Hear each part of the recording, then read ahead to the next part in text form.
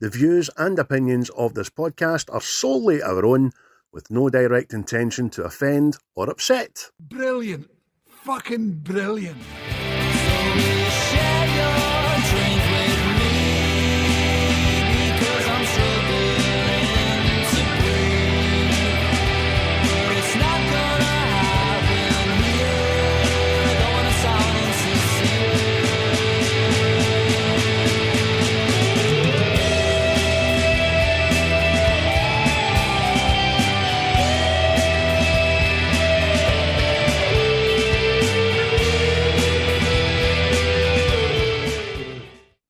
Well, hello. It's been a fucking New York minute, hasn't it? We are back. What's the script? The very Scottish movie review podcast, Series 5, Episode 4. My name is Craig, and with me, as always, another handsome guy with a beard, Mr. Chris. How are we, Chris? Howdy, JJ. Aye, everything is fun, dabby dozy. That's a better, I like that word, fandabby-dozy. Oh, you like that, do you? Does that bring back nostalgia there? Brings me back memories of Nicola Sturgeon dressed as Jimmy Cranky. It's fabulous.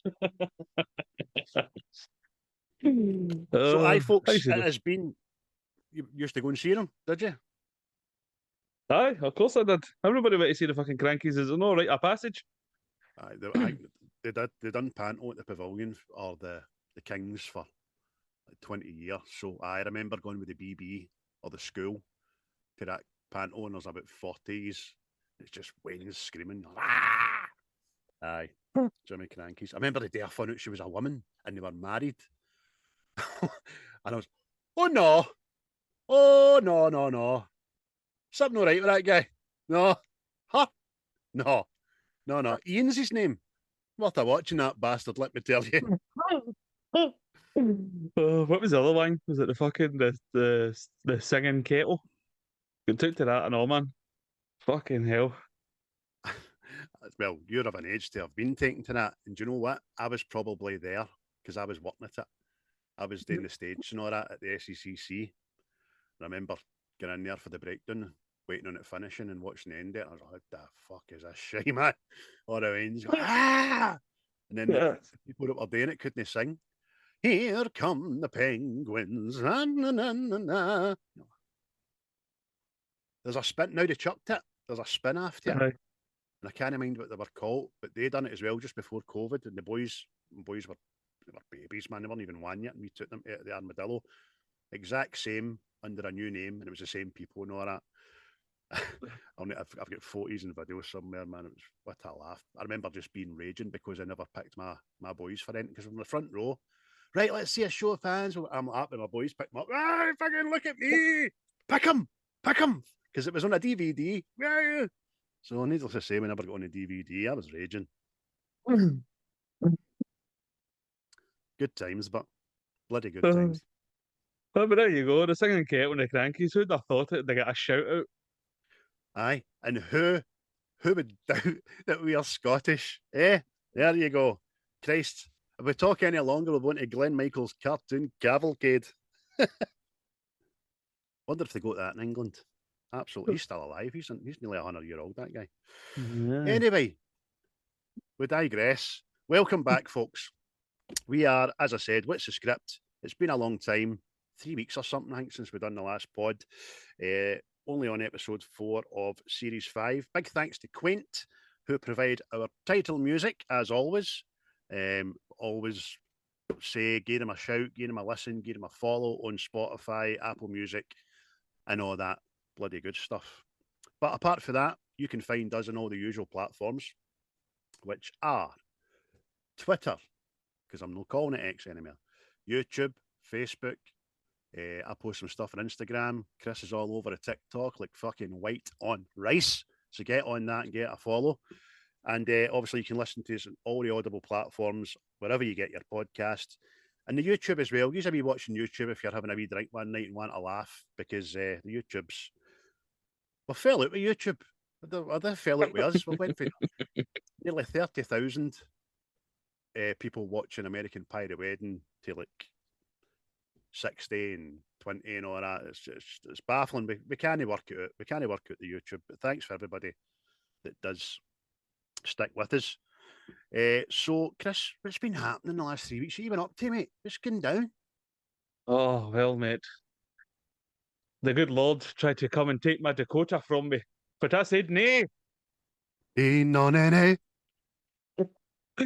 Aye, mate. So I've just been playing Animal Hospital. That doesn't mean I've been dressing up as Rolf Harris and touching hamsters and stuff. Oh, but hey, whoa, hey. Can you guess what it is yet? Aye, it's your penis. Get away from me. You dirty bearded bastard that you are. Look at that, no hands. Doug's like, here you cheeky bastard. Honest. Yeah, I'm going to draw you a picture, mate, with my special pen. Stay there, Mr. Canvas. When you said didgeridoo, I didn't have that in mind, you fucking creepy bastards. Wobbleboard. I wobble your jaw, you bastard. Two little boys had two little toys. I fucking know what these toys were. Sorry, mate. So your poor Dakota, your dog, how is she? Aye, she survived. She's shaven and scarred, but she's the attempt on. It's in the. Get back to Rolf Harris again. It's in the hall, getting at the old Palpatine. The attempt on my life has left me scarred and deformed. Brilliant. Aye, I could just imagine it sitting there at the vet's waiting you coming in. Daddy, you're alive. Bye. So apart from being the dog nurse and all that stuff, it's just been watching so many films. I actually watched so many films, I had to stop and just started watching Practical Jokers for the beginning because it was getting too much, man. I'll need to go on that. I've seen a rake of them. Or I think it used to get put on dead late at night and all that. I think I've watched a lot of them drunk and stuff, but aye, good people. I just can't believe that after a long time they were on the telly, weren't they? I can't believe that still people in America didn't know who the fuck they were. Oh dear, man. But aye, that was myself, mate. What about yourself? What about yourself? What's been happening in the 3 weeks, man? Well, in sadder news, the good Lord came to take my dog, and he took him. Poor Donoso. God rest you, son. In a better place, but he was fucking really no well. No, he just took a right dip in a fortnight, man. He went from having old age to everything no working. It was a shame. And it was even more a shame, although it's probably a good thing that while he get put down, I was in Turkey. For those that don't know, I went to Turkey for an operation it's called a gastric sleeve to get, I think it was 80 or 85% of my stomach taken away to help aid me in my fight against the tummy to try and lose weight and all that. So, but it was a success. It was a good experience. And I'm back and I'm healthy and I'm teetering on 2 stone. I've lost in 18, 19 days or something. So that's that. And then we've had the Waynes off. The Waynes going back to school. All that transition, which has been night and day compared to last year, especially with Archie being on the spectrum. Do you know what I mean? He's been great. But like you, I watched an absolute, here's my word again, plethora of ocular stimuli. Here we go. Beat that. Before I tell you what I watched, mate, I'll let you go first. What did you? At the end of this, it's been 84 years. 3 hours later. So I'll try and be quick. Well, round them all off and then embellish on a couple. I watched Southern Comfort, Only the Brave, My Cousin Vinny, Human Traffic, Thelma and Louise, The Greatest Showman, Frost Nixon, Kill the Irishman, Vampires, Apocalypse Now, Catch Me If You Can, World Trade Center, Towering Inferno, Lethal Weapon, The Way Back, The Frighteners, The Seventh Sign, The Road to Perdition, Love Lies Bleeding, Twisters, McKean, The Meg, Chips, Law and Order, Dark Shadows, Alien, Aliens, Alien Romulus. Right. Oh. Right. Fucking, I pulled a hamstring reading that out there. That was an absolute plethora. Welcome to my world. And so a couple of new ones in there, weren't there? Aye. There was a couple of I watched Twisters, right? And it's a film about Twisters, but not what they were smally. advertising is the biggest fucking crowd pleaser thing to see, you know, that since Maverick. That was a lie. That was a lie. Aye. That PR was just over the top. It set everybody up for a fall, I think. Not a fall as much, but it was grossly over PR'd. I mean, it's like me saying that I've got a 10-inch willy, you know what I mean? It's you eventually get there and you're like, oh, come on, you lied to me. What the fuck is that? Where is it? I thought it was all right, but I was let down with whoa, you need to see this, best thing for Maverick. And I still maintain, I think there was a better story to be had in the last 3-minute outro. Yeah, definitely. Just didn't.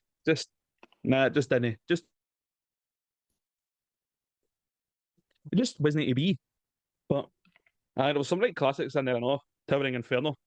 It was right in amongst that, like a dog eating beetroot. It was like, oh.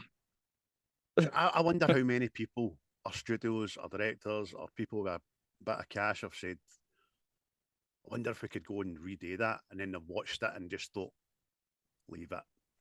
That's just fucking awesome. I'll leave it alone. It's what a movie, mate. What a cast in it. Aye. Definitely, man. And nobody's off limits to getting a tragic fall into the burning fire, you know what I mean? Yeah. So many deaths. So you watching it, I nearly put on the Poseidon Adventure right after it. I was like, I had that right in my head. I think the two were kind of back to back, or no far apart when they originally came out, and they were smashing. Aye. Oh, it was a good watch. McKean, nah, was it for me? Just, I don't know, man. It was just a film. I don't know what it wanted to be or do. So it just lies in the pile of meh. Lies in the pile of, I've seen it, mate. I'll never watch it again. Yesterday, I went and seen Alien Romulus, and I am going to characterize it as pish. So fucking pish. I mean, there was a part in that film where my body violently reacted to want to kick the screen. Like, why are you fucking doing that? And no again, like spoilers away, right? But I know there's a part anyway, you've told me. They need to go through this room, and they need to be ultra cool, right? Ultra cool, so as no to kickstart fucking absolute chaos and die. And a prick not only does he answer his fucking walkie-talkie, he then has a conversation. Like, fuck you. Fuck you. Fuck you. So pish, man. Pish. Oh, how the fuck can you get it so wrong with fucking aliens? How do you get it right? We've talked about it, haven't we? Oh. That was this thing I said to you as well. I mean, how can you keep getting this wrong? I've seen people that we know, and I've seen other people saying that it's great, they thoroughly enjoyed it. And you know what? Kudos to you. I'm glad you did and all that. I just see this as something that just can't be getting done so poorly, man. It's such a brilliant premise, it's such a brilliant lore. And as I say to you, something simple. How can we not just crash an asteroid or a spaceship into Earth today full of eggs and see how that fucking grabs us, you know what I mean? Yeah. That'd be good. Just simple, but There's just things we that said just before it, didn't we, about the cast being an awfully young cast, and aye. but even at See, that, mhm, I went to see it with my dad, right? And he was reading reviews and all this shit, right? And there was a guy talking about like, oh, it's great how they went with a young cast that can carry this franchise forward. And I'm like that. Have you ever paid attention to when a young cast is cast? They're cannon fodder. mhm, They'll know making the next film, aye, especially an alien film. What exactly. fucking hell, man? And as I was Oh, going to say there, as much as the young cast maybe didn't help it, I don't think it's their fault. I mean, you can have a great cast if the story's shite, the film's still shite. Look at Amsterdam. You know what I mean? I was like, fucking look at this cast is going to be good. What a fucking letdown that was. And then, like you, I seen Romulus as well, and I was like, that's what I felt like. Just like, oh, fuck's sake. Do you know what I mean? And I didn't have a good time. I'm not going to watch it again. it's just even see the last bit I know because I'd seen a few TikToks and people talking like, oh, Oh my god, the watching the final act. Aye. I watching the first away like, oh, aye, this is good, and then that last bit, oh my god, and I was like, oh, have you not learned your fucking lesson for the fourth film? Nobody fucking wanted that the first time round, but you thought, let's do it again because we've got CGI this time. Wanks, man. Fucking wanks. Aliens, the second one, will never be beaten for me. People still say the original's great and all that, and it was for a time, but Aliens came out after that, and I think Aliens is the pinnacle. It beats the first gen, it beats any other one after it. So it does. Just I hate that wee lassie. Nah, man. It was just disappointed by it big time because it was one of the films I thought, oh yeah, so getting an alien film this year, and it looked the part for what you seen, and it just fucking just done man up. Just Definitely. it's I don't right. Even at the end of the film, the lassie's no keen on that stuff. Seeing the vials, right? She's no keen on it, right? And then she sees what it does, right? But still keeps it. Why not just fire that into the fucking sun? Like airlock, boom, cheery bye. Know what I mean? Aye, this could be dangerous. We don't want this Aye, getting fucking let out. fucking hell, man.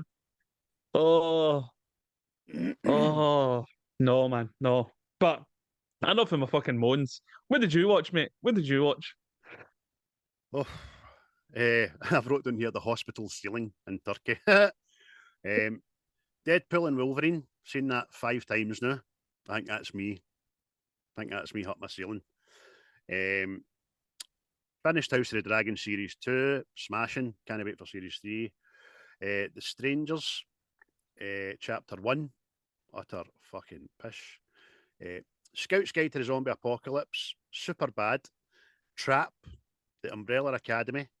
Grown Ups 1 and 2. Alien Romulus. White Chicks. Yesterday. Cobra Kai. Happy Gilmore. Big Daddy. 51st Dates. Went on an Adam Sandler fucking pinch. The Water Boy. I'll leave it there, man. I've already talked about Alien Romulus. We've already talked in depth about Deadpool Wolverine, my last one. Trap was all right, was good. Again, there's so much in it. You could pick holes in, but because everything just seems to fall into place for him to get out of that. Did you watch Trap? I've not seen it yet. No, I'll not get into too much detail. I thought Thingy was good in it. Would you cry him again? What's his name? Josh. Hartnett. Aye, I thought he was good in it. Played quite a good psycho. Played a doting father very well, and then just could flick. I liked that. I thought it was pretty good. And the wee lassie was good in it and all that as well. Definitely worth a watch. Just things just seem to fall in place so easily for him for a wee time there and all that. But I get a watch. It was all right. But for something to have a serial killer in it, And I'm not going to say anywhere because it's a spoiler. But that was it, mate. Cobra Kai, the first part of the last series, didn't like that. I thought it was garbage, man. It's for something that started so great and got up to a point, it was so nostalgic and so good. I hope the back end of this last series is going to be a bit better, but it just seems to be samey. I think they've maybe one series too many, but then Netflix are good at that, aren't they? They see something that's a hit, and then they try to wring out as much as they can out of it, and eventually end up making a fucking mess of it. I mean, that Squid Game was great. Then they made a real-time game show thing out of it. That was fucking awful. And now they're making a series 2, the original, and no. I think the only thing Netflix has got a bit of longevity is fucking Stranger Things. Aye. But there again, that was meant to end, wasn't it? And now again, we've got more coming. What can they fucking do here? So that was me, mate. That was 3 weeks. I'm sure I've watched other things in there as well. When I was in hospital, I had one channel in English for 5 days, and it was on loop. It was like FX, I think it was, and it had on it The Walking Dead, Lost, The Rookie, 911, just on loop for 5 days. Episodes of that, so that was no bad. I think I need to start The Rookie because it looks a bit of fun. But that's it, mate. On the social front, before we get into this week's movie, Facebook page is up to 275 souls. Thank you all, because you're interacting really, really well, and I look forward to the Friday now because I've got a wee thing that comes up and goes, what have we watched Friday? And it comes up every Friday, and people are right into it.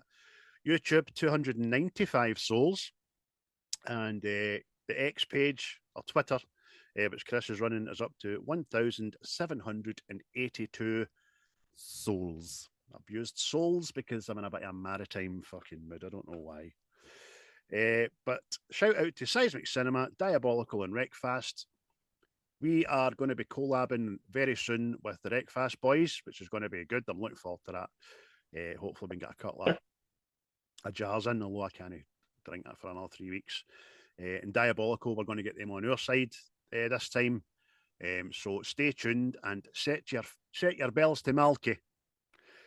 But this week, it was my pick from Chris's list way back so many weeks ago.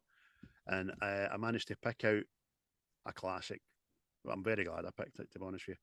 Planes, Trains and Automobiles for 1987, starring John Candy and your man Steve Martin, who's never had dark hair. But he's got dark eyebrows, the boy. Chris, your film is on your list. Tell us a wee bit about it. How it makes you feel. Oh, well, it's a fun favourite. It's a fun favourite. I actually remember the first time I watched it. It was actually down Doncaster because my dad was staying down Doncaster at the time and came on and we just watched it.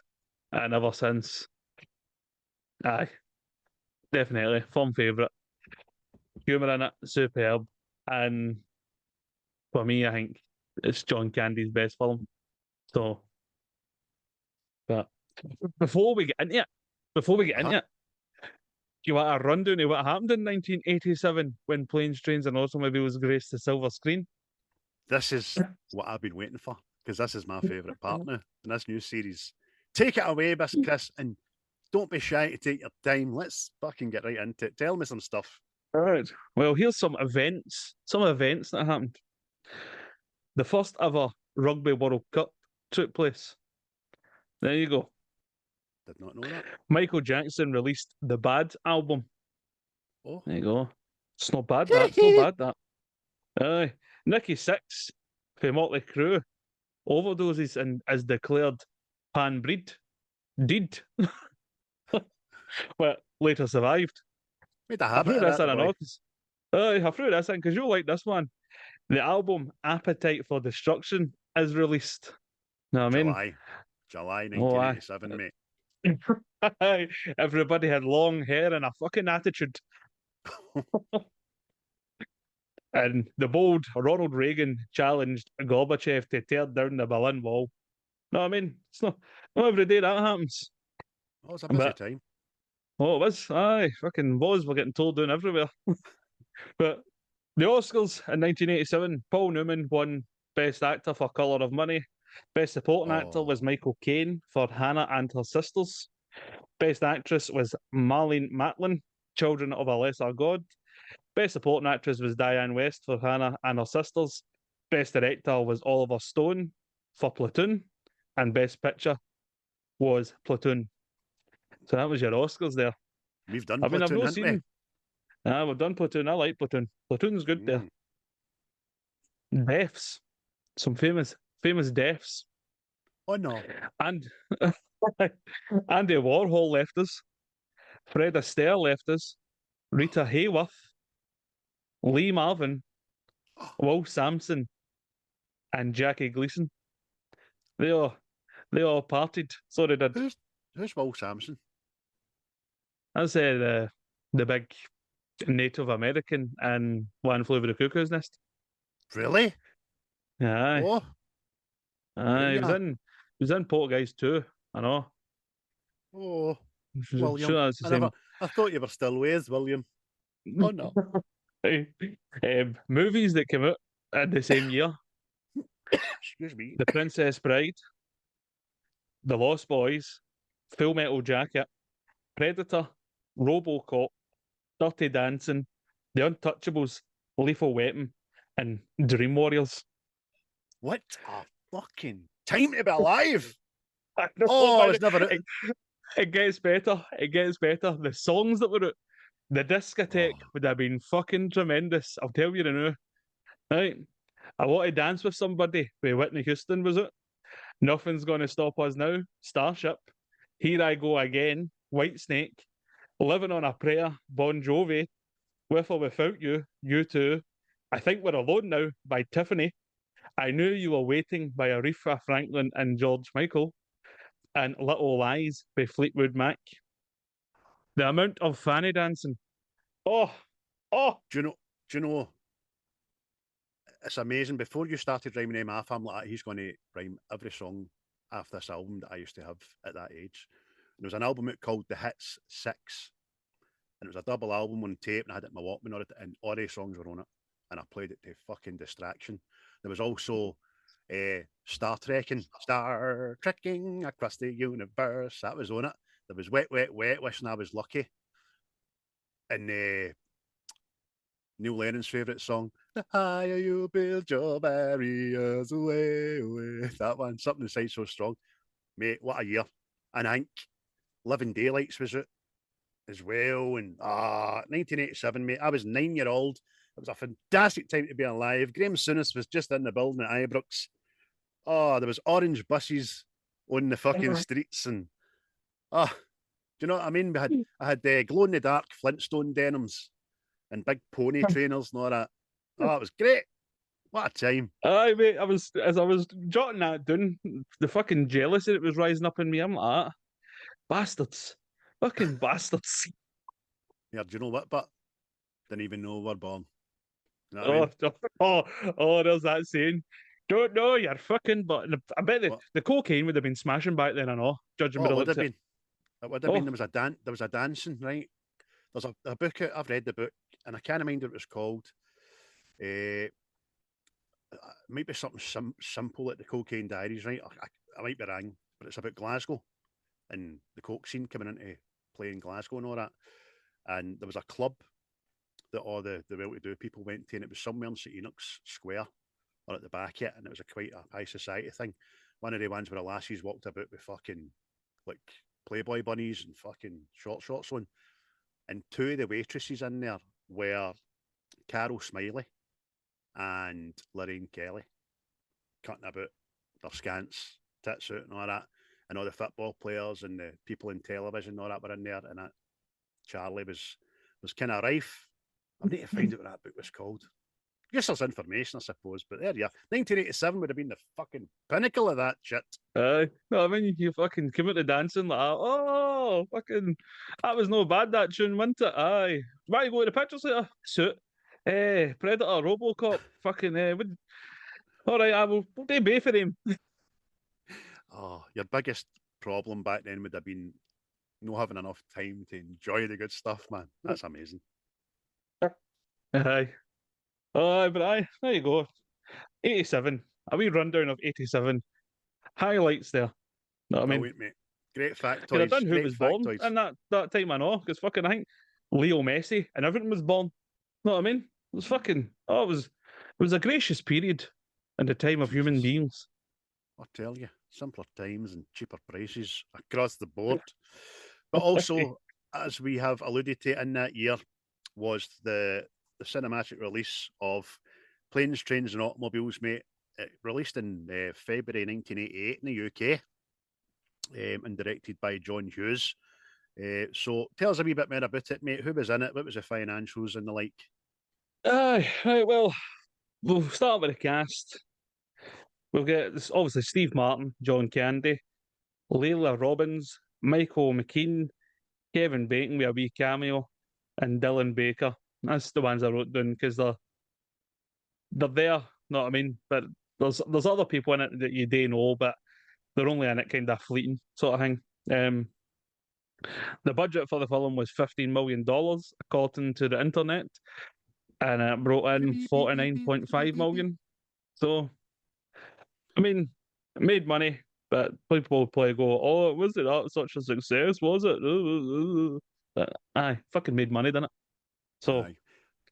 Excellent, absolutely brilliant. I mean, it's got an IMDb score of 7.6 out of 10 and a Rotten Tomatoes critic score of 92%. There you are. aye, mate, it's well, like I already says, I'm a fan of John Candy, and I'm of the opinion this is his best film.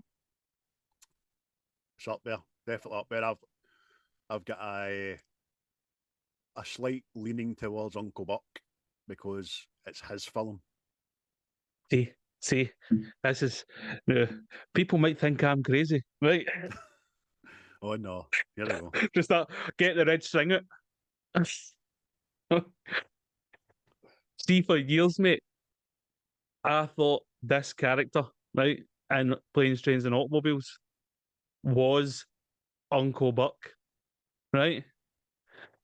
Obviously, they wouldn't have Steve Martin and Laila Robinson and as the Monda and Uncle Buck, right?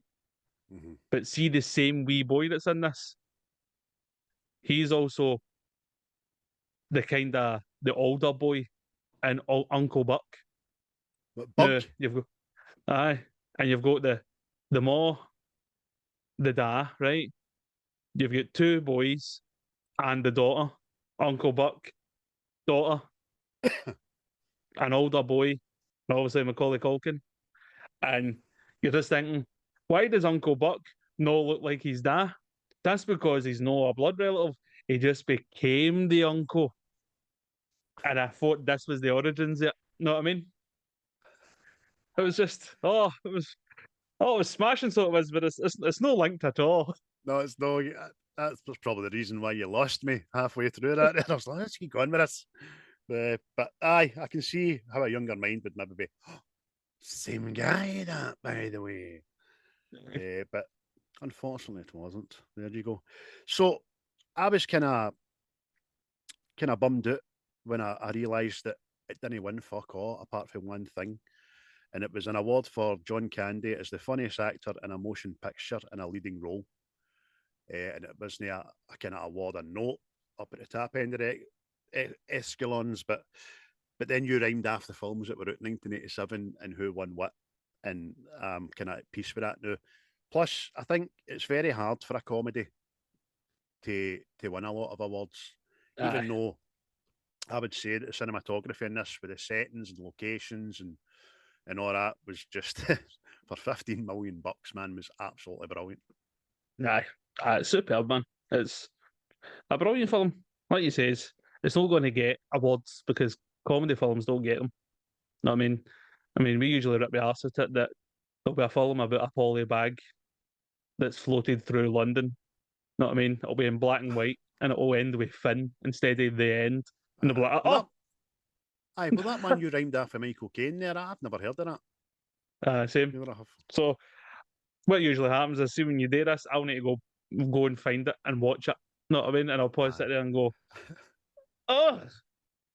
And you probably will be, probably black and white, silhouetted, like the light on the side of your face there. It'll be Michael Caine. Today was a Tuesday. Oh no.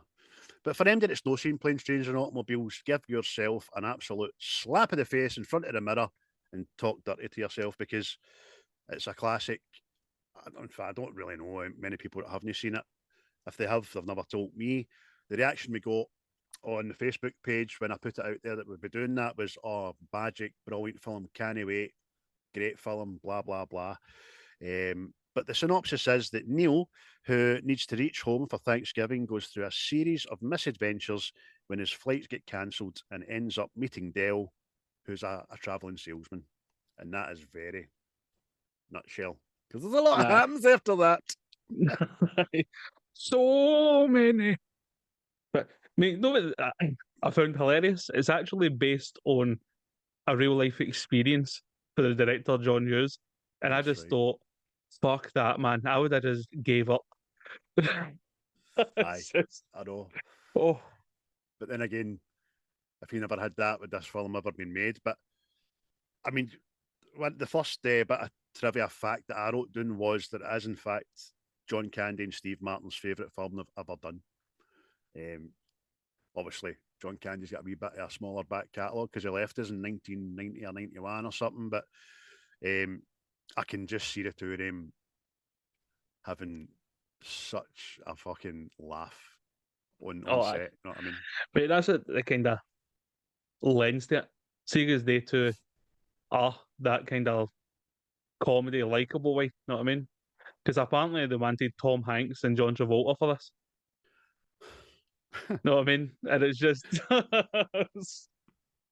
it's not just. I don't think it would have like carried on, if you know what I mean. I wouldn't have came after the same way. But well, these two guys were kind of probably the funniest guys on the big screen at their craft, weren't they? At the time. Aye, definitely. Steve Martin, anyway, he was fucking. You go back and look at his catalogue and all that, Dirty Rotten Scoundrels and all that. Dead Men Don't Wear Plaid and all that stuff, mate. It's just, the Jerk. Then, the Jerk, that's the one I was going to say next, know what I mean? It was just kept coming, know what I mean? And well, he's done that. What is it? Only Murderers in the Building, and everybody loves that. Know what I mean? Mm-hmm. Plus, there was the Three Amigos. What a film that is, man. I still do that. My mom still laughs, man. My mom's 73 now. You know what I mean? So they're the Three Amigos. Oh, it's funny as fuck. Oh, I know, man. I'm 46. You're still laughing at me. Brilliant. Aye, the two of them, great back catalogue. Obviously, John Candy was getting on to other things right after on the back of this. I had another 4 or 5 years to do them, unfortunately. But they're great, mate. What a team up. One of the team ups, like when we done See No Evil, Hear No Evil, Gene Wilder and Richard Pryor ended up doing a wee rake of films together because the chemistry was there. I wonder if, you know what I mean, before John Candy passed away, the two of these guys had plans to do more in the future. I would hope they would have, you know what I mean? Because their chemistry's well, I've got a book here. It's really about all that crew. Like Steve Martin, John Candy and all that, Rick Moranis, know what I mean? Dan Aykroyd, they were all pals and all that, so you're all around about that time. And Bill Murray, know what I mean? But the book's called Wild and Crazy Guys, should anybody want to read it. That'll be good. Can I get a line in that? Aye, no worries, mate. That sounds excellent. Because I kind of, what you said there, I kind of knew that anyway, but I also knew that Bill Murray and Chevy Chase were kind of getting pushed to the side because they're a couple of wankers, you know what I mean? But both of them can be difficult, as the gist I got, know what I mean? Because even, we'll talk about the Three Amigos, and I think Steve Martin was getting asked about it recently with the Chevy Chase thing on it, and he was an asshole. You kind of believed his own hype, didn't you? When I eventually got fired off at SNL, it was just everybody just had enough of him. Cast, crew, the whole shebang, caterers, the guy that opened the door in the morning, he's a wanker. Get me fuck. So it was a shame. Doing with his push. It was a real shame because anytime when I was younger and I seen Chevy Chase in something, he was kind of a hero of mine. I remember when the music video came out for Call Me Al with Paul Simon. What a video, man. Chevy Chase just in it, fucking playing instruments and all that. And then obviously, he's the Griswold of all Griswolds as well. That's it, definitely. But aye, a good duo, man. They work well with each other in this. Know what I mean? And aye. Okay. Well, I says John Candy. I think that's John Candy's best one. This is the one I've probably seen Steve Martin in the most. But for me, Steve Martin, see Dirty Rotten Scoundrels, I think that's his best one. It's just fucking. That film's immense, man. Well, again, Steve Martin is one of the actors. And by the way, if you follow him on social media, his banjo playing is fucking out of sight, man. It's so good. He's in real life endeared to him even more because him, Robin Williams, and Billy Connolly were three best pals. And they all helped each other out behind the scenes and getting across and doing stuff and all that. And they all played the banjo and they all drank when they drank, and then they chucked the drink and then had a right good laugh. I thought that was great. But Steve Martin, for me, I've never seen him playing a bad part. You know what I mean? I grew up with The Jerk, watched that to distraction, Roxanne, stuff like that. He played the mad dentist in Little Shop of Horrors. I was going to say that, yeah. Son be a dentist, son be a dentist. On the laughing gas and all that. And then it's just House Sitter, the Goldie Hawn. Fucking hilarious. And then Cheaper by the Dozen. Great wee film. Absolutely great wee film. Aye. He's got a vast body of work. Because Mr. Martin. I left it for you. Left it open for you, son. And you took it. And I'm proud of you. Because I knew you would. But listen, he nearly never done this film. Actually. Aye. He was convinced to join the production after having two scenes he had read from the script. The seat adjustment one, seen in the car, which is fucking funny, and the F-word tirade at the car rental scene, which I hadn't seen this film in maybe 15, 20 years, and I watched it twice last week, and I was taken aback by that scene. I don't think I appreciated it back when I watched it first time, and then I started thinking about it today, and I'm like, my God, how many fences had to be jumped back in 1986 when it was filmed to get this in there? So many F-bombs, man. Well, mate, this is what I'm talking about. That's one of my favourite scenes in it, right?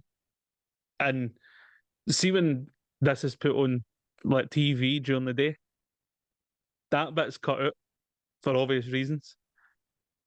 And the other bit with the mad hillbilly and his wife is cut out. And I'm going, what the fuck, man?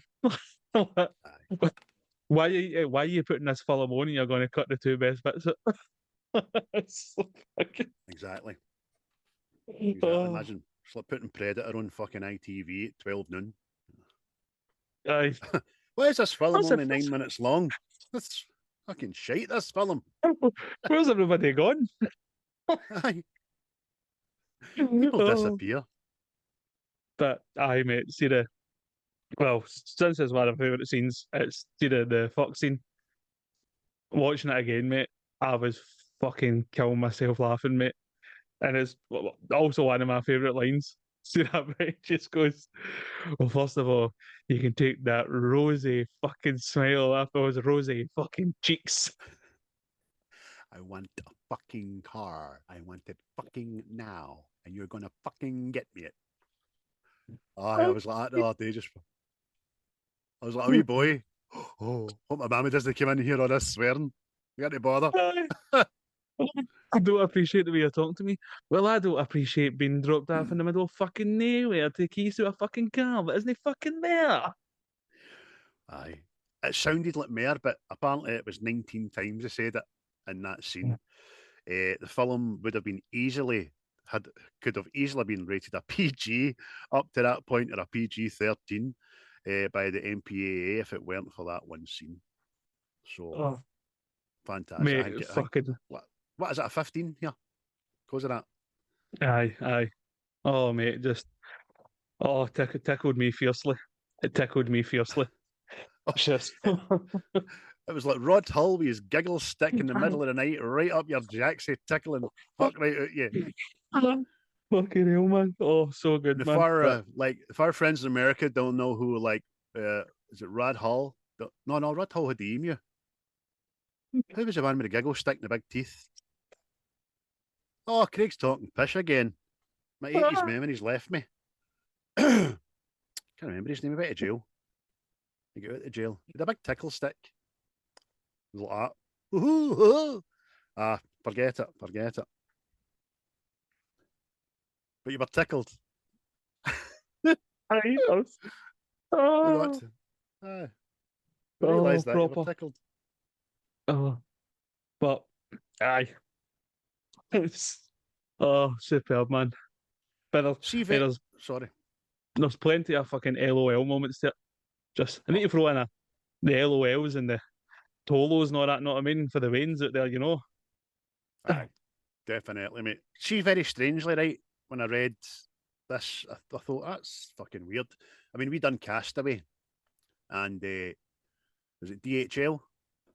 That was a delivery company? No, FedEx. FedEx. They couldn't wait to be all over this movie. Do you know what I mean? But in this one, no transportation company wanted to appear inept or deficient in any way. So crews had to rent 20 miles of train track, refurbish old railway cars, construct a set that looked like an airline terminal, design a rent-a-car company logo and uniforms, and rent 250 cars for the infamous rent-a-car sequence. So, pish, because they get free advertising. People going to see this, maybe, I would suggest, were brainy enough to realise it was a comedy, and it wouldn't matter if it was fucking Euro Rent-a-Car or American Airways or Greyhound buses. Do you know what I mean? I don't know, mate. I don't know, because back to when Corona was about, there was people on there buying Corona beer because the virus was called coronavirus. I get that. So And they might have had a point. But I think people this day are fucking morons, thick as shite, heeds in phones and believe what they're told to believe. I think back in 1987, we were made a wee bit more sterner stuff, and we could sit back and go, aye, I can see what's happening there. But aye, people know buying Corona beer. What a fucking riddy, man. But see, what I found out, I know, apparently there's like a John Hughes universe. Because like, see, tell us about it. The Hughes. Well, see, Neal's house at the end of this. It looks like the Home Alone house, but it's not actually the Home Alone house. It's just in the same street. So that's fact then, because aye, I went a wee deep dive on that as well, and I've just heard aye it is, not isn't it, aye it is, not isn't it, aye it is, not isn't it. So I'm like that to myself, aye it is. I'm looking at it, I paused it, I'm like, that's the McAllister's. That is the McAllister's house. The garage is the same bit. There's fucking snow on the ground and all that. Can I see the doorknob? Is there an M on it? Is there an M on the doorknob? But it's no, it's fucking disappointing, by the way. Aye. But it's like, apparently it's all linked. Like, was it, what's his name again? Ferris Bueller? Ferris Bueller Day Off and all that. Apparently somebody knew Ferris Bueller in this film and all that shit, and it's all interconnected. And I'm all for it, because John Hughes has made some banger films, by the way. Yeah, he's got what? Well, he's wrote them and directed them, but like Weird Science is one of them. The Breakfast Club. This, know what I mean? 16 Candles. I don't think I've ever seen 16 Candles. Nah, it's watch it, but it's not for me. No, and obviously Home Alone. Know what I mean? So diddle it,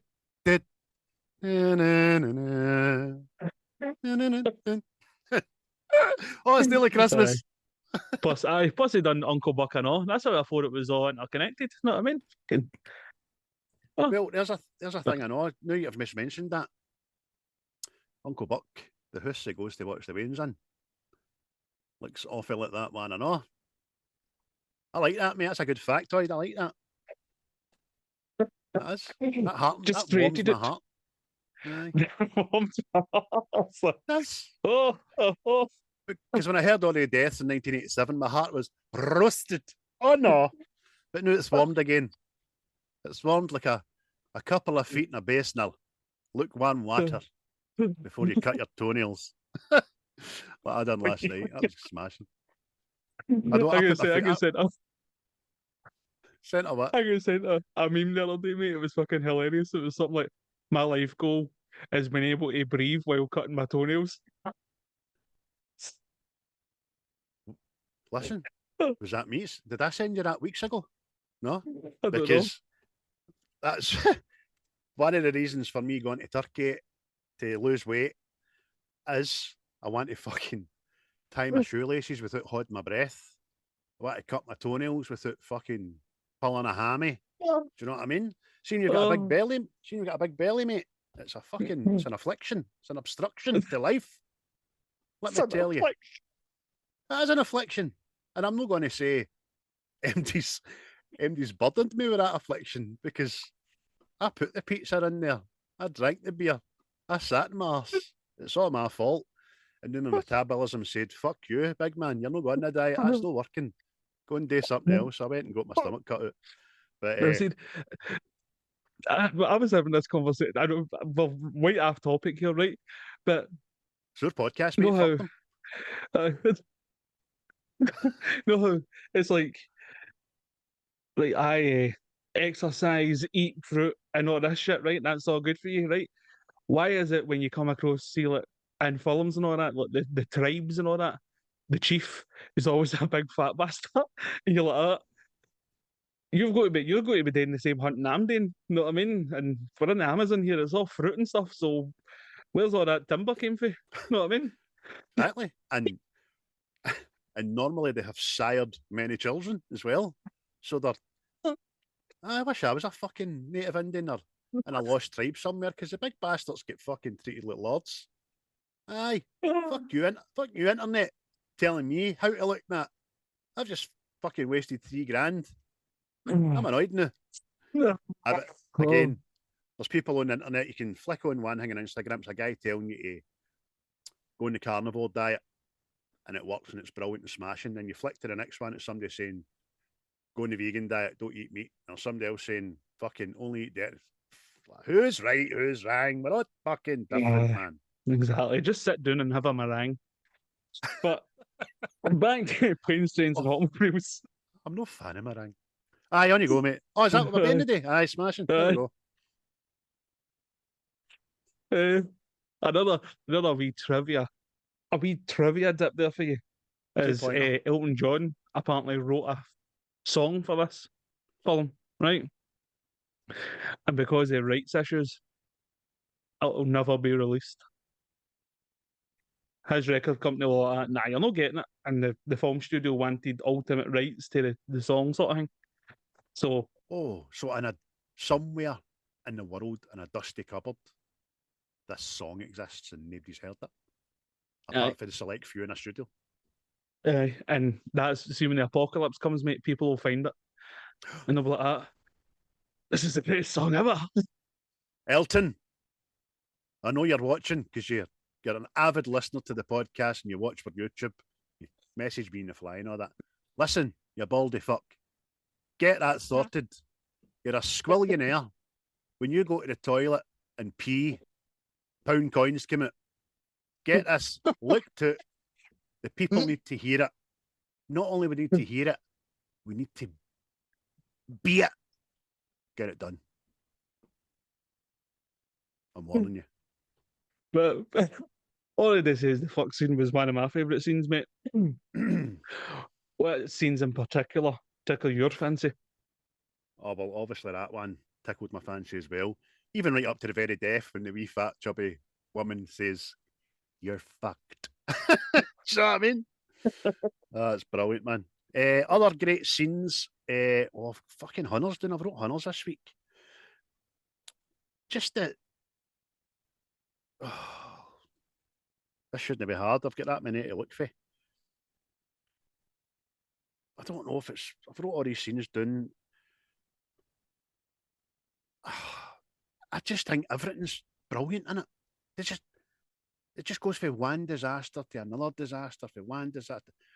I remember sitting watching it last week and thinking, who in this day and age would bunk up with a stranger thousands of miles for his destination? Fucking don't know if anybody would. Don't know how chirpy or pleasant the guy is. I really liked the fact that Dell starts punting shower rings as earrings to make some money, and all his excuses to the people. The wee lasses, he's let them put them on. He goes, "Do you know what? You're looking older already. I mean, I would say you were about 18, 19. They go, ka-ching, with the money and all that. I'll enjoy that.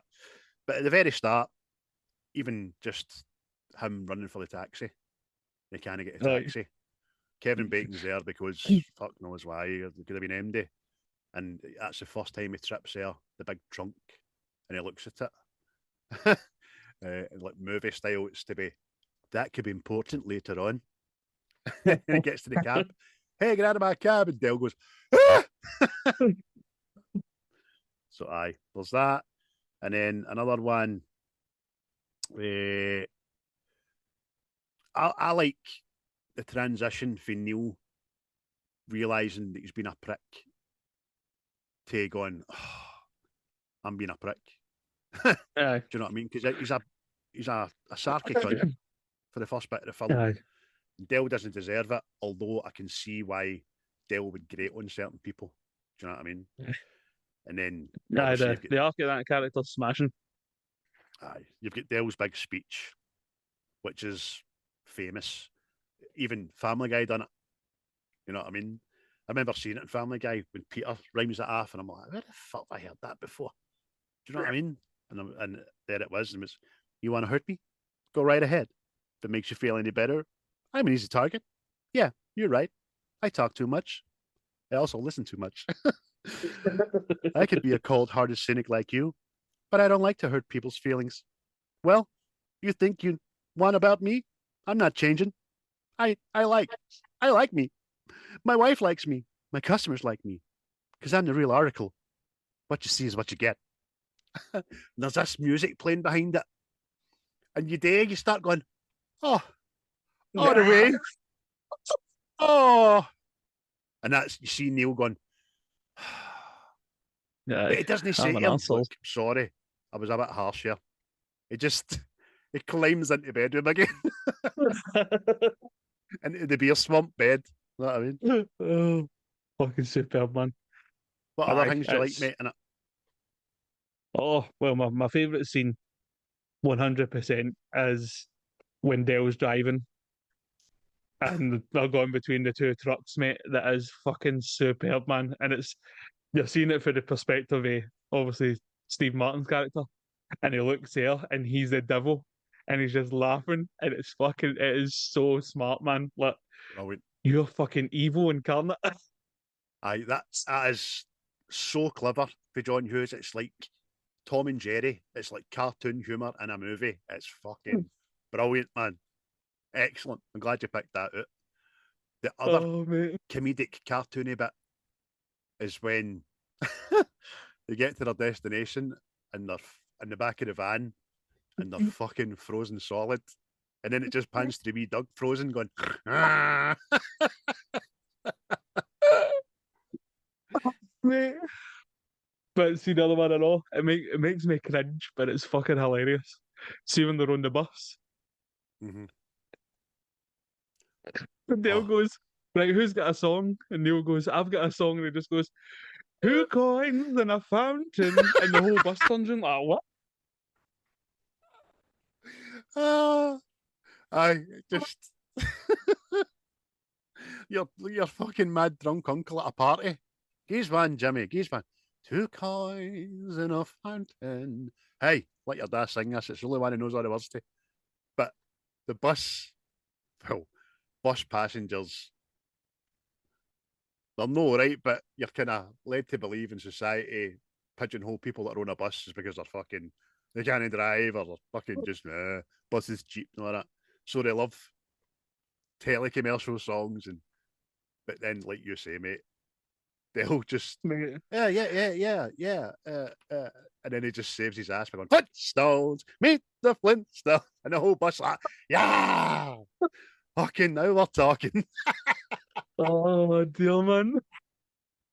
It's fucking so good. So good, man. Oh, it's just the way he cuts into it, man. And it's just, I see every time I watch it, I always just focus in on this specky old guy with a moustache. He's like, what the fuck? Aye, and even another wee comedic quip on the bus is obviously the woman and the guy are fucking heavy petting each other, making out right beside them.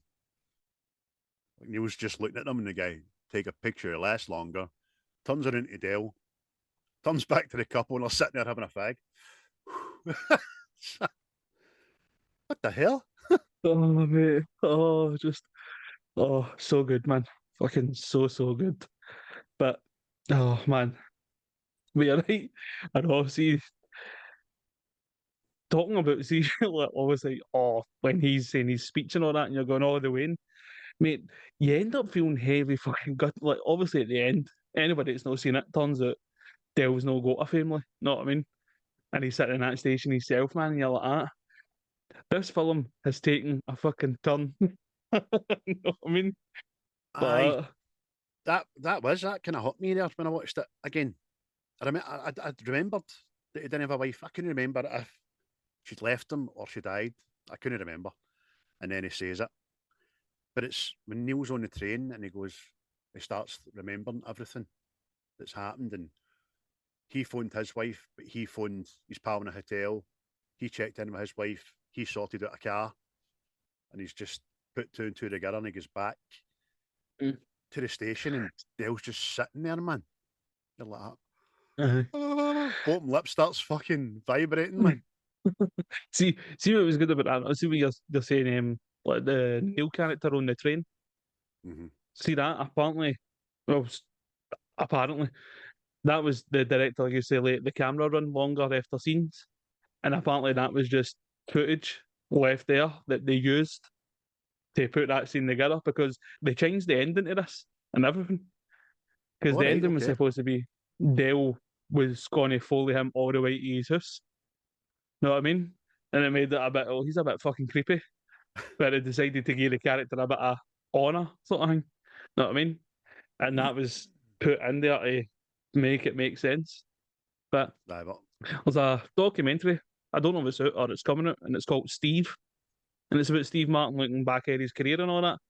And he's talking about, see that speech there that he says he's not got a home and all that. Apparently, well, I've read it. I went and read the script because it's longer, and they cut it down to, I don't have a home. Know what I mean? And it was him saying what actually happened to his wife and all that stuff. And apparently it get cut. Know what I mean? It's a hard read. It's a hard read, so it is. I know, I've had to read it, but I'm glad they didn't put it in the film. Do you know what I mean? He's fucking. He's like, I think he says stuff like he does this every time the holidays are about. He can't handle being himself on the holidays, so he attaches himself to people and all that. That's like, that might have been a bit much. That people would have fucking jammed out the fucking windies, tall buildings, and all this. Aye. So for that bit, and then his speech in the hotel, for all this film as a funny bastard film, it takes here, there's a bit of truth here. Do you know what I mean? And it's done well in it. It's not oversaturated. Because obviously that doesn't end in that point. It ends with him coming home for Thanksgiving dinner. Neal's full family fucking welcoming him in. We got a pure turkey montage and all, you know what I mean? That's how I'm like that. He's now Uncle Buck. He's now Uncle Buck. doing a mess around. That's brilliant, isn't it? Aye. Mate, that's the reason I started listening to Sea Outdoor music, because of that bit. Doing the mess around. I'm like, who sang that? And then it was Ray Charles, and I'm listening to more Ray Charles. And then you end up doing all the what do you call it, the rabbit hole, all that music, you know what I mean? But Aye. it's mate, the film's superb, man. But have you seen the Ray Charles film? aye. He's a bastard, Tim, by the way. Aye, he wasn't such a jovial character. I think he was on fucking speed dial with Ike Turner, that guy. That's Jamie Foxx, isn't it? Aye, great part. Aye. With a great part. Jamie Foxx, who is now a different Jamie Foxx, if you're to believe conspiracy theories, after his illness. It's a clone. Aye. Aye. Well, lighter than they went into the coma. Aye, see me watch Cat Stevens. Mm-hmm. Cat Stevens, he done it in stand up, and he's like, they came out and they said he's got a disease and we don't know what the hell it is. Right? Everybody's like, oh, and he goes, and they cured them. I mean, so, oh fuck. Can I give you a wee bit of airplane watch this week? Oh, I've done that a while. Fill the skies with your eyes. Yeah, because obviously a lot of people are wondering what kind of aircraft was about in 1987, and there was a plethora. There's that word again, plethora. If anybody doesn't know what that means and they're too lazy to look it up, it means a lot of, right? The exterior of the aircraft in flight is a reuse of the 707 flying through the storm from the movie Airplane. Yeah, 1980. We've done that as well. Also released by Paramount Pictures. So there you go. They spliced in a bit of footage for Airplane for 7 years prior, that going through the storm, which I didn't notice. I would never have known had I not read it. There you go. See, we thought Airplane Watch was just a piss take, but it's not. It's very informative. It is. It's factual, correct, and it'll make you a stronger being going forward in life. Just think the next time you're standing in the post office queue, fucking try to post back something to Amazon that was shite, and you're talking to somebody, wee Agnes, that talks to you a lot, that fucking, maybe wee woman at Stormy and queues go at posting something, son. What? Or you're in a doctor's surgery, somebody goes like at you. You know well, no. Bus stop, waiting a bus, son, aye. No, hen, I'm a bus spot fucking stop watcher. I just love sitting in bus stops. I'm a fucking weirdo. So there you go. It's informative. John Hughes, this kind of ties into what you were saying about all the stuff that he shot that wasn't used. He shot over 600,000 feet of film, which is almost twice the industry average. So enough for 2 movies, mate. The rumoured 3-hour version of the film, 3 hour? Oh! The rumoured 3-hour version of the film does indeed exist, although not in order. It's allegedly a mess of footage that would have taken months, maybe even years, according to Hughes, to transform into an actual film. It's locked away in Paramount's vault, and according to Hughes, most of it has probably deteriorated by now. Alongside the Elton John single. 3 hours, mate. Imagine that. That's for 3 hours. Because there's parts there that's not really explained. Like, because like the John Candy character appears and he's got a black eye. See when they get the truck and he's got a black eye and you're going, where the fuck did that come from? Know what I mean? And it's just... Oh, aye. No, did he not punch him? No. But he punches him in the stomach. So... There you go. Yeah. So it's just... And there's things and things and things. But... I mean, see, other 2 scenes, mate, that I think are fucking brilliant, right? I forgot to mention them. It's the taxi, the hire guy, drags him with the boss, right? And then you just think it's done, you're going, oh, that's fucking... The next thing, he just talks in a high-pitched voice. It is fucking superb, man. It is genius. Aye. Really well done. Slapstick comedy, again, cartoony, but fucking so well done. The other thing, when sorry, but like Neal says, how do I annoy you? Dale was like, you play with your balls a lot. I do not play with my balls. Larry Bird doesn't play as much with the ball handling in one night as you do in an hour. Are you trying to start a fight? No, I'm simply stating a fact. That's all. You fidget with your nuts a lot. You know what'd make me happy? Another couple of balls, an extra set of fingers. Oh, brilliant, man. Fucking superb, man. But, mate, see his little lines in this. Favourite lines, man. Oh, He's a couple. well, it goes back to one of my favourite scenes that gets cut out the film for some reason. But it's that man Hillbilly and his wife. He's like, what you doing sitting in the car? Get your ass out here and carry it. Put that case in the back. And he's like, no, it's all right, it's all right. She goes, she may be short and skinny, but she's strong. Her first baby came out sideways. She didn't scream or nothing. Aye. What? What? And he keeps going. Twitching and all that. After he's slabbing his fucking tobacco juice. All over the place. Mate. Another one. Assuming they wake up after the first night and they've slept together and they're cuddling and all that, and it's like, Dale, why did you kiss my ear? Why are you holding my hand? Where's your other hand? It's between two pillows. Those aren't pillows. Brilliant. It's even better made because the two of them jump out of bed and they start, hey, see the game last week? Yeah, great game. Oh, those Bears, huh? Yeah, going to go all the way this season. Try to talk like men. It's the scene in the music, I know. The music and that scene, it's like I feel like Dracula's came out his coffin, like Aye, those aren't pillows. oh, man. Oh, I fucking Obviously, take that look off your rosy fucking cheeks. It gets me every time, man. Oh, aye, but even before he gets that out, she's fueling the fucking situation by being on the phone to her pal and then doing something I fucking hate. Is no being looked in the eye and somebody going like that. Do you know what I mean?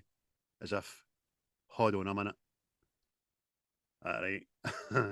aye. Break that finger, you bastard. A couple of lines for me is when Neal says to the guy, he says, if I wanted a joke, I'd follow you into the John and watch you take a leak. Now, are you going to help me or are you going to stand there like a slab of meat with mittens? The next thing just fucking bought. Wait, Aye. see that bit I know after they get robbed and they're sitting in a cafe and Dale comes to the realization, oh my god, we've been robbed. And he just goes, oh, you think so? Aye. Brilliant, man. So good, man. So good. They're getting the room, I know. It's just a wee off the cuff thing, but it's funny as fuck. They'll just go like that to Neal. Want to take a shower? No. Stranger. Mate, I know, obviously, the new character in this is supposed to be a bit of an arse, know what I mean? Mm-hmm. But you can fully get behind why he is. Because see, see to the point where the car rental thing, where he does eventually go off his nut. Mm-hmm. See, everything up to that point, it's just piling on the anger. Oh. Because he's made his wife a promise to behave and just everything has gone against him. The Lord is not on his side, you know what I mean? Every single thing breaks down or is cancelled or isn't there or that's even see that trudge across the field when the train breaks down. You're watching all the people for a distance. It's like refugees, man. It's like the fury. All the people walking across the mud. And you see his mad shoes coming in the door, all caked and all that. Oh, fuck. Mate, I mean, this hasn't been marked on a list for like a remake thing because I think it's already been done to an extent. Right. Have you watched the film Due Date with Robert Downey Jr. and Zach Galifianakis? Oh, aye. Mate, it's very similar to this, man. Fucking like that film and all, but I see for some reason this is just, I don't know, man. Maybe it's because you see this one first. It was just better. The original and the best, isn't it? Aye, but it's so funny, man. It's doing that, you just know, see Neal, see when he was explaining to his wife what happened, you just know she was like, ah, you're full of pish. Just say you were at the pub. Aye. I don't like her as an actress, by the way. I don't like it. Well, I don't like her character in this. She just seems very, again, we've got a lot of films we review with melted eyes, haven't we? People with melted eyes. That fucking baldwin That's eyes. not a film I've seen her in. I'm sure she's always been a bad bastard, but Aye, I can't think, mate. But she, again, when they get to the house at the end, she welcomes Dell like the long lost brother.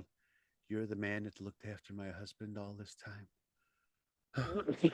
Welcome to the family. You know what I mean? Welcome to the and she looks as if she's going to burst into tears and all that, man. But it's great. It's a heartfelt end and all that. And when it finishes, you think, they're going to be best of pals forever and all that. Fucking Dale's going to move into that wee building at the garage at the side, and it's not going to be alone anymore. You know what I mean? See, mate, that's what I'm thinking. That's where the whole Uncle Buck thing comes in. Eventually gets his life back on track. He's got people. Because that's what I mean. See, in that speech, they get cut short. He says that him and his wife had planned to have weans and all that, but they never had weans and all that shit. And it really reinforced what I thought, because the thing with Buck and his missus was she wanted weans and he didn't. And I'm going, oh, unagi. Aye. Brilliant, man. Yeah, watch that film soon again, man. That's a brilliant film. So, anything else you want to delve into about the film, mate? Any other wee cherubs? No, I mean, I think we've covered everything. I mean, even the wee tune, see that? Is it the Red River Rock tune? Aye. But again, because of this film, every so often it pops into my head, and I need to do it. Do do do do. That's great, man. See at the very start, but the music was shite. It was wah wah wah. Every time something rang, did wah wah wah. Oh fucking hell! The music was all right in the end up. So there's another couple of great things in it, like the state of the hotel bathroom that fucking Dale leaves. He's fucking soaked, steeping in the sink, all that. The motor catching fire. The taxi driver with the mad pimp took taxi. Fucking it's great. There's so much kids like that anymore. And again, if nobody's seen it, go and watch it, man, because it's superb. Superb, man. It's just like a go fest all the way through it, and you'll be glad you watched it. And if you've not watched it in a long, long time, get a rewatch because it's just as funny. It certainly doesn't feel outdated to me anyway. No. The bits I laughed at the first time I seen it, I laughed at it again yesterday. So the humour lasts. It does, because it's timeless. Aye. It's brilliant, man. I get 25 minutes into White Chicks last night, and I had to turn it off. This hasn't aged well at all, by the way. It's a bit crap. It's not even funny. It's a bit cringy, you know what I mean? I turned it off. Don't matter, it's 20 years old, but even for back then, I used to think it was all right, but I couldn't watch it, man. So, with that all encumbered in mind and braced and put in your little giggle fest of a brain, what are you scoring this movie out of 10? I do believe I'm going to give it an 8. An 8. Because I've got it as that on IMDb, and that's what it shall stay. Aye, so I've got it as an 8, and I'm keeping it as an 8. No better, no worse. Aye, great film. One I'll definitely watch again. That's for sure. Oh, aye. And as always, folks, we implore you to get on it if you can. Thanks again for listening to the episode, and if you enjoyed it, please consider sending it to someone else that you might like or you might fucking hate. Or you could use it as an icebreaker to that relative that you fell out with 9 Christmases ago over some stupid thing about the fucking cranberry sauce or something. Do you know what I mean? Send them it as a wee icebreaker. Get them to watch it. Laugh. Just enjoy life, man. with what's the script? Because we've told you everywhere that you can find us, or you might stumble upon us, or you might trip over the tappies like Dell's fucking drunk. We're not doing that again this series. You know where to find us, you know where to get us. Share us, because we're to be shared. We are like a Walls Viennetta, right? You've got a Walls Viennetta in your freezer. You want to hammer that fucker to yourself, you do, but it's not built for that. It's built for sharing. Slice it up, dish it out, enjoy it with people. Oh my God, man! At the risk of sounding blasphemous, rumor has it, see when Jesus was feeding the 10,000 people and he was dishing out bread and fish, he was also dishing out what's the script. What's that, Jesus? That's a link, son. What? A link sausage? No, it's a link. You'll be able to click on that in 2024 years. Oh, fucking hell.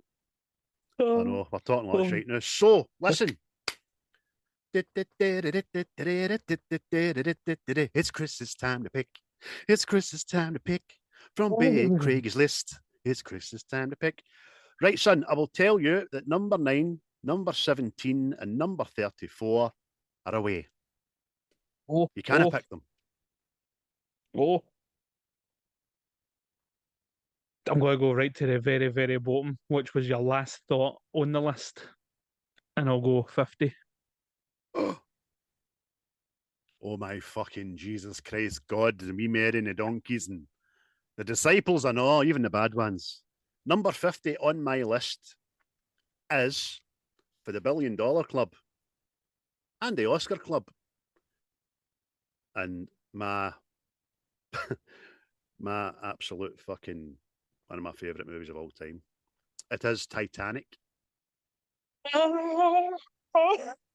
Jimmy Cameron, Leo DiCaprio, and Kate Winslet were Jebs out. All I'm going to say on that is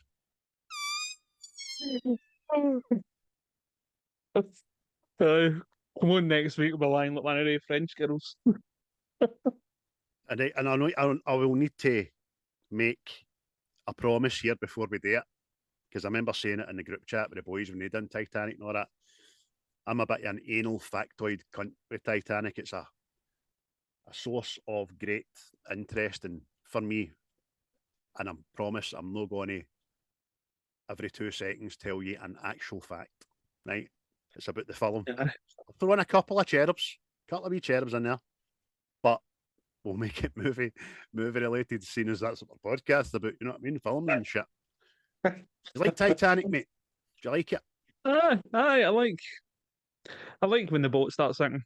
It's cinematic joy. You know what I mean? So don't get me. I mean, I'm still a wee boy when it comes to the romance and films and all that. That's not my cup of tea. Cookies. You know what I mean? But when the boat starts going, oh here, I've been shot.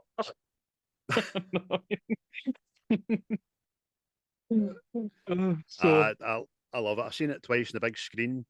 There was a re-release there and I missed it.